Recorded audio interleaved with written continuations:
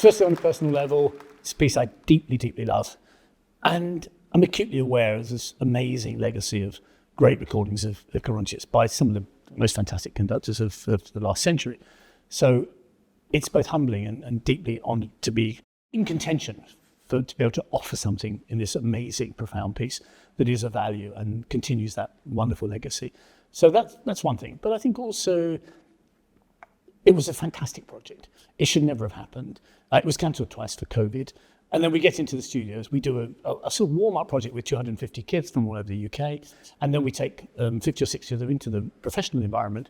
And we record with amazing, fantastic soloists. Nicky, Spence, absolutely going to be one of the great Gerontiuses in history. Just beautiful.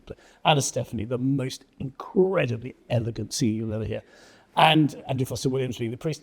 Wonderful soloist, but also in this environment where young people can thrive and be the best version of themselves as part of a professional environment. And I can honestly tell you, I'll let you into a secret and nobody will deny this, I have never worked a choir so hard. I had one day to rehearse that choir and I knew everything I wanted to achieve. And they were so responsive, all of them. The young people from Gabrieli, the magnificent Polish National Youth Choir, slightly older young people, and then a group of fantastic hand-selected Gabrieli players, Gabrieli Consort. So that was fantastic. And then, of course, the thrill of hearing Elgar on period instruments, which had never been done before, and is really revelatory in a way which is even more than you think. So lots of really happy memories. It nearly killed me, but I think it was worth dying for. There's your passion for the piece, there's your passion for the work, but there's also your passion for the future, for future generations, and allowing people, young people who were probably have only ever heard classical music on an advert, bringing them into your world. You're absolutely right. That is the phrase. We love to bring young people into our world, and we open doors, and we create a safe space where they can experiment and find the best version of themselves. And I profoundly believe that culture can be hugely enlightening to all sorts of people. This project is not about finding the next Nicky Spence, finding the next Stéphany. It's about allowing young people to connect with this great world of culture and allowing it, hopefully, to enlighten their lives, even if they go on to do something completely different.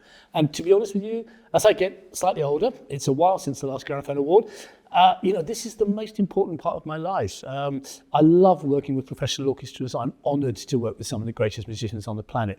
And I don't want to lose that side of my life. But actually, you can make really meaningful music making in a classroom as easily and possibly more easily than you can in the concert hall.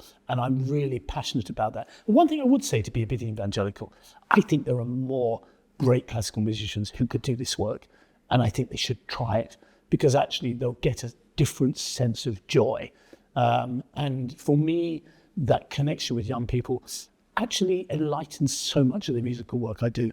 I spent some time with Howard Moody. I don't know Howard Moody, and he would always, whenever he performed a concert, he would go into schools, he'd go into places with adults with learning difficulties, and he would let them take part in a concert, or they create a day for these guys to just immerse themselves in music, and it does transform people. It does, and I think also sometimes we are slightly seduced by excellence.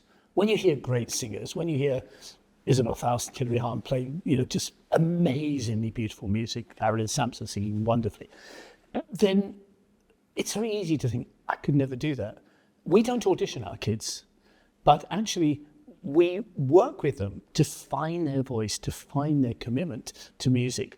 And that's the biggest resource you can ever have as a conductor. So I'm a great, fervent, passionate believer that actually we don't set the bar high enough for young people. And we have proved in this recording and many others that we can put young people center stage in the middle of a professional orchestra and the middle of a professional choir. They can contribute and they give a wonderful thing to the performance and the atmosphere of the recording, but also they grow as human beings. And that to me is the most exciting thing.